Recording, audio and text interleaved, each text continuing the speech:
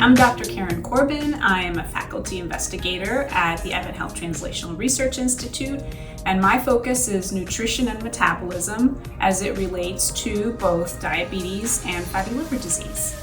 One of the studies that I participate in with the diabetes program is called Advancing Care for Type 1 Diabetes and Obesity Network. And this study was born out of a conversation at a national meeting between myself and Beth Mayer Davis at UNC Chapel Hill. She was my colleague and former boss there, and she was telling me all these things that she wanted to do related to obesity and type 1 diabetes. And I said, I really think we can help you with that. We should be working together. So I suggested that she discuss this with Stephen Smith, who at the time was our chief scientific officer, and he founded the Translational Research Institute.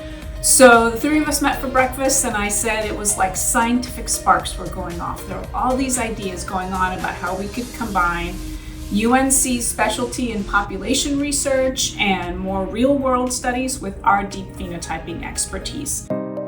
So the way the Action Consortium was born was through figuring out that there's a huge gap in our understanding of weight management in people with type 1 diabetes.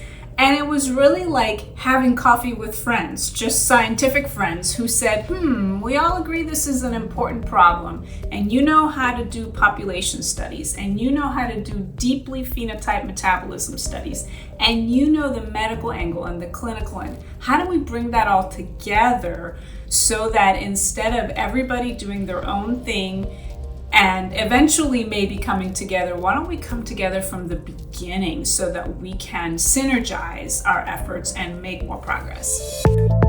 The Action Consortium has multiple studies and it has multiple institutions, so this became an initial collaboration between Stanford University, UNC Chapel Hill, and the Advent Health Translational Research Institute.